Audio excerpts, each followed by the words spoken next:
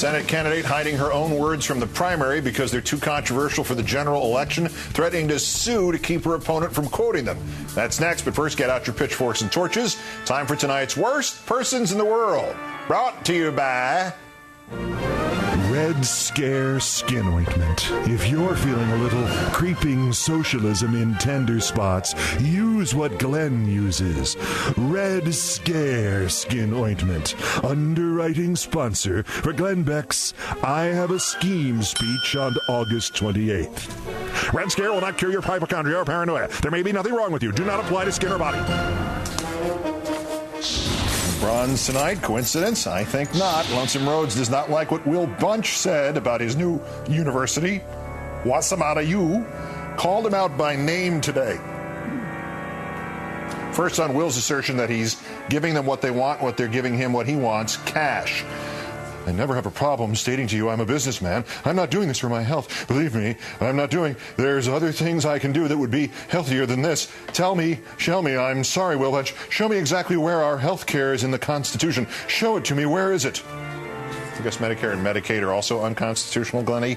Hey, seniors, Beck just came out against Medicare and Medicaid. And since it's not in the Constitution, Social Security, too. Our runner-up, Congressman Steve King of Iowa. Not even many Republicans went this far down the rabbit hole, as has Mr. King, about the Gulf disaster. As I watch the reluctance on the part of the White House to cooperate with Bobby Jindal, I'd like to think it's being done out of policy perspective, but there's a political component. And to delay these skimmers all this time and to refuse to waive the Jones Act. Mr. King apparently believes the Jones Act refers to Jones, Brown, and Served sausages. The Jones Act is actually a law requiring that all goods shipped from one American port to another be carried by American ships, but it only applies inside the 3-mile limit. The Deepwater Horizon spill is 52 miles offshore. They don't need to waive the Jones Act because the Jones Act doesn't apply.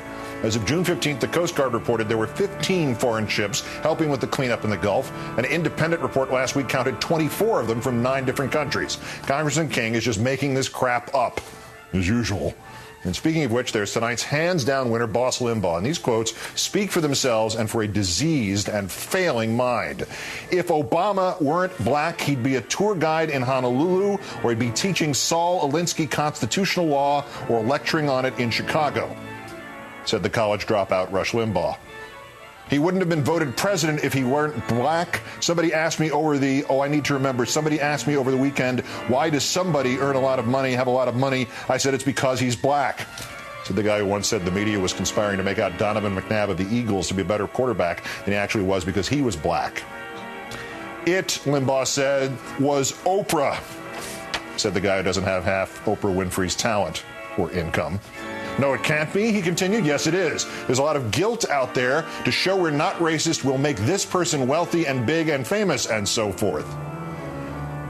There it is. See, the United States is tilted in favor of black people. That's the premise. We have made it so easy that human beings inferior to the great Rush Limbaugh, the fired by ESPN 1 month into his dream job Rush Limbaugh, inferior creatures like Obama and Oprah Winfrey have been made wealthy and big and famous and so forth. They have not earned it. They aren't actually talented. They haven't actually done the job. Oprah Winfrey and Barack Obama and presumably every other black person in this country has not succeeded despite the fact that they are black, and this country is still filled with racists like this homunculus Limbaugh. They've succeeded because they are black, and only because they are black.